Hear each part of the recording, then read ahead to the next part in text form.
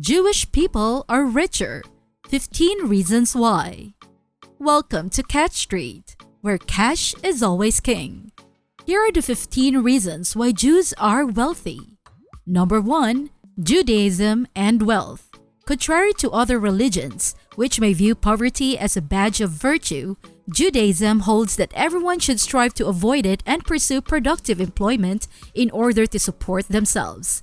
This core principle has fostered a strong work ethic and a sense of personal accountability for everyone making their own living. Jews are generous individuals who think that 10 to 20% of salaries should be donated to charitable organizations. However, they reject the idea of relying on charity to better themselves or, more importantly, to burden the community. The foundation for believing that success is the only option is set by having that kind of thinking as a child. Number 2. If you think anti-Semitism only became popular after World War II, think again. European Jews couldn't own land. Where there is a will, there is a way. Jews have had a difficult past, including being prohibited from owning land in Europe as far back as the Middle Ages. Jews, therefore, discovered other means of increasing their wealth besides owning real estate. One of them is commerce, an industry where they still have a significant presence in most nations today. As a result, Jewish communities have a safety net since they could provide services without fear of harm. Number 3. Christians in the Middle Times believed that charging interest was sinful, hence doing so prevented them from working in any capacity related to finance. Jewish people, who did not view lending in the same way, were left with opportunities in that industry. Jews rose to prominence in the world of money lending. The Jewish people's early success in this lucrative industry served as a foundation for many of the negative beliefs about Jews that are still relevant today. Number 4. It only took a Jewish community a short distance from money lending to the establishment of the first banks in Europe. With their solid financial foundation, they could handle transfers, transactions, and other financial services in addition to continuing to lend money and collect interest. Although it fueled further expansion and provided a much-needed service on a continent that was still in development, things weren't perfect. This achievement also gave rise to jealousy, which throughout history contributed significantly to anti-Semitism. Number 5. Jewish people were ranked as the most educated religious group in the world by the Pew Center in a research published in 2016. The Jewish community attends school for 13.4 years on average. Jewish persons hold 61 of the post-secondary degrees that are available.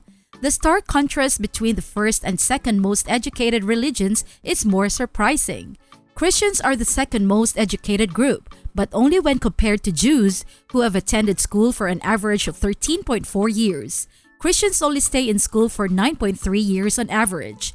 After graduating from college, Jews' financial situation quickly improves since better credentials translate into greater starting salaries.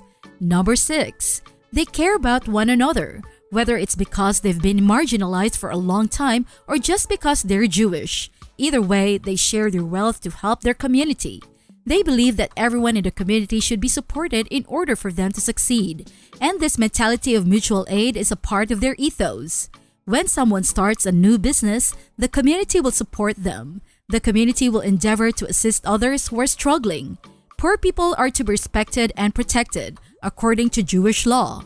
Because of the strong emphasis on uplifting the entire community, even Jewish communities that are shunned have been able to persevere through difficult times by investing in one another. Wealth is about more than just having it, which is seen as vanity. Wealth is seen as a means to an end when it comes to growing a community, and it is very bad form to not give generously to the community's social and spiritual needs. Number 7. The Torah, their religion, and numerous Jewish philosophers, leaders, and writers have made it abundantly clear how Jewish businesses must operate. This honest behavior is outlawed in accordance with these teachings. Ona, which means oppression, refers to any deception, collusion, or price fixing against a customer. A violation of the consumer's freedom is regarded as fleecing. Jewish business people are very appealing business partners to many because they're aware that they're entering into business with someone who is motivated by a higher power to act ethically. Number 8. Resilience and perseverance are second nature to the Jewish people, who have always demonstrated resilience in the face of extreme challenges. This trait is ingrained in their culture, and the emphasis remains on the spiritual and practical. When things go wrong in business, which they do, there is no self-pity but an attitude of shit happens, let's figure out how to fix it. With this resilience and perseverance, giving up is not an option. Because Jews are renowned for their perseverance, the ancient Jewish code that Charles wrote helped the author of the Money Code achieve success and become a millionaire. Perseverance is the persistent pursuit of a goal in the face of difficulties, obstacles, and discouragement. Number 9. Jay-Z drew a lot of criticism for his remarks about Jews in his track The Story of O.J., which he released. Do you want to know what's more important than spending money at a strip club? Was the controversial line. Credit. Do you ever wonder why Jews own all of America's property? They carried it out this way. It was viewed by many experts as reinforcing the notion that Jews have global property and banking control. Jay-Z's supporters, on the other hand, saw it as an encouragement to the black community to pursue similar business ventures and invest in one another. Regardless of who you support, the Jewish community's generational knowledge and market confidence in the areas of finance and property is admirable.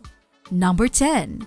Although discussing finances openly is frowned upon in many households, parents teach their children the value of money. Parents try to keep their children safe by not telling them if they have money problems or are wealthy, showing them that it's okay to spend money. Many Jewish parents teach their children about money management by using 5 jars. Tithe, giving an offering, saving, investing, and spending is the labels on each jar. 10 shekels are distributed to children, and each child contributes 1 to the tithe jar, 1 to giving an offering, 1 to save, 2 to investing, 5 to spending, and 1 to the tithe jar. On Sundays, the giving jar is opened, and at the end of each month, the tithe, which in Hebrew means the tenth, is taken out. Only when the savings account is full is the investing account opened. Children learn from their mistakes and take responsibility for their choices even though parents do not intervene, and the child is financially responsible. Number 11. The book Sages of the Talmud, the lives, sayings, and stories of 400 rabbinic masters, written by Mordecai Javoditz, is a must-read. You can also listen to it on audiobook and learn many valuable lessons, such as how to manage money with a spiritual focus. The book also talks about money and diversification. Diversification is when capital is distributed so that it doesn't expose too much to one particular risk or asset, but rather spreads it out to reduce risk. To put it simply, don't put all of your eggs in one basket. Number 12. We are all aware of how networking leads to business opportunities and opens doors, and we can only grow our business and wealth by actively engaging with others. People do business with genuine people they know and trust. There is a lot of opportunity to network in Jewish communal life. The Sabbath, synagogue, and Jewish celebrations aid in the development of personal and professional relationships that last a lifetime. Number 13. Plan for the future by looking to the past. The Jewish community is aware that any current circumstances are not new. By looking at similar situations that have occurred in the past, better business and financial decisions can be made for the future. Learning these patterns or trends, comprehending market cycles, and establishing a foothold on the global currency are all ways to increase wealth. According to Celso Kukarkorn, the author of The Secrets of Jewish Wealth revealed, your money has been telling you what to do and how much to work up until this point. Now that's changed. You'll learn how to instruct your money on what to do and how much to work for you. Number 14. Mark Zuckerberg, who started Facebook in 2004 at the age of 19 and was raised in a Reformed Jewish household, received advice from one of the richest people in the world. He had a bar mitzvah that was themed around Star Wars. Zuckerberg frequently offers sound advice to aspiring business leaders and claims that he has become more religious since having children. He asserts that while some people wake up and work hard for success, others only dream of it. Number 15. The straightforward truth is that, regardless of whether or not a person is Jewish, there are numerous wealthy Jews as well as numerous poor Jews. We can all learn valuable lessons for achieving success in life from the Torah. You will be on the right track to becoming financially secure if you are self-taught, educated, and eager to learn. The Orthodox Jewish Rebbetzin Robertson Dana Weinberg, who also founded and serves as Dean of the Jerusalem-based Ayot College of Jewish Studies for Women, offers some sound advice. There are no issues, rather there are chances for development. That will be all. Thank you from Cash Street, where cash is always king.